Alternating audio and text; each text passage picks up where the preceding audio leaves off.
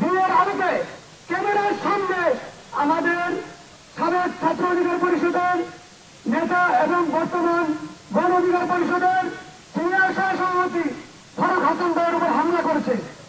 এই সন্ত্রাসীদের কিভাবে এত বড় স্পর্ধা হয়? শহীদ মিনারের মতো পবিত্র জায়গায় ফারুক হাসানের মতো ঢাকা বিশ্ববিদ্যালয়ের একজন শিক্ষার্থীর উপর হামলা করে। শুধু তাই নয়, গতকাল হামলার পর এখান থেকে তারা কিভাবে নিরাপদে পালিয়ে যায়। এখন আমরা দেখতে পাচ্ছি তারা হসপিটালে নাকি লাইভ করছে।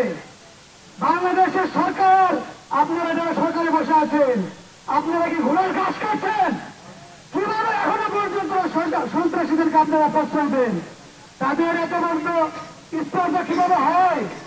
গতকালকে এরকম সন্ত্রাসী কর্মকাণ্ড করার পর এখনো পর্যন্ত তারা সাধারণভাবে চলাফেরা করতে পারে। তাদের মধ্যে কোনো অনুসূচিত নয় এবং কোনো ভয় নাই। তাদের পিছনে কারা আছে আমরা জানতে চাই। যারা সন্ত্রাসী অতি দ্রুত গ্রেফতার করুন। যদি তাদেরকে আজকের মধ্যে গ্রেফতার না করেন, আমরা ঢাকা বিশ্ববিদ্যালয় থেকে এই সরকারের যারা তাদেরকে প্রশ্রয় দিচ্ছে তাদের বিরুদ্ধে আমরা গতকাল হামলা করেছে।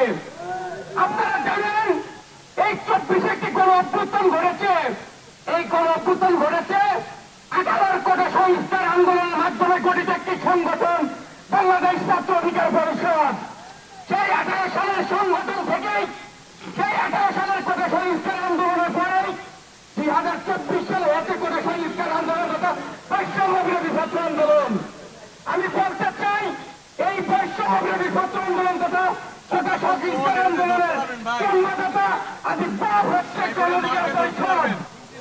আর এই গণ অধিকার পরিষদের অন্যতম নেতা জনাব ফারুক হাসান ভাইয়ের ওপর 5 আগস্টের পর উদিত হল একটি সংগঠন বিপ্লবী পরিষদ। সেই সংগঠনের কিছু নেতাকর্মী টিপচাবু দিয়ে ফারুক ভাইয়ের কপালে আঘাত করেছে।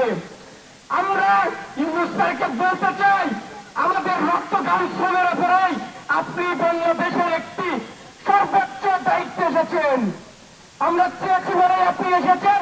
আমরা এটাই চাই এই বাংলাদেশের যেন কোন অনিয়ম, কোন সরকারের প্রতিবাদ সভা আয়োজিত সম্মানিত উপস্থিতি প্রিন্ট মিডিয়া নেতৃবৃন্দ, আমি একটি বিষয় শুধু আইনের স্টুডেন্ট সেটা যে আইনজীবী বিষয়ে একটি কথা বলতে চাই।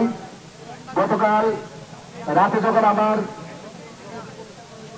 আমাদের সংগ্রামী সাধারণ সম্পাদক যখন শাহবাগ তারা লাইভে ছিলেন, যখন অতীত হতে বলছিলেন এই আমাদের হাসান আমাদের সংগ্রামী সহসভাপতি হামলার বিষয়ে তাকে গ্রেপ্তার করার জন্য যখন বলছিলেন, তখন উনি আইন দেখাচ্ছিলেন, বলছিলেন আপনারা আবেদন করেন, আমরা দেখব। আমি ওনাকে একটু কথা বলতে চাই, আপনি ঢাকা শহরে কি নতুন ওসি হিসেবে আসছেন? আপনি কোনটা কক্সবাজার বলেছেন আর কোনটা বন কক্সবাজার বলেছেন জানেন না? যেখানে হত্যার উদ্দেশ্যে একজন মানুষকে রক্তাক্ত করা হলো, তারপরে কেন আবেদন লাগবে, কেন জাল লাগবে, কেন জাল লাগবে?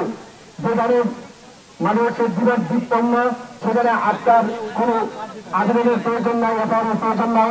সম্মানিত উপস্থিতি, আমি এই হামলার তীব্র নিন্দা জানাই।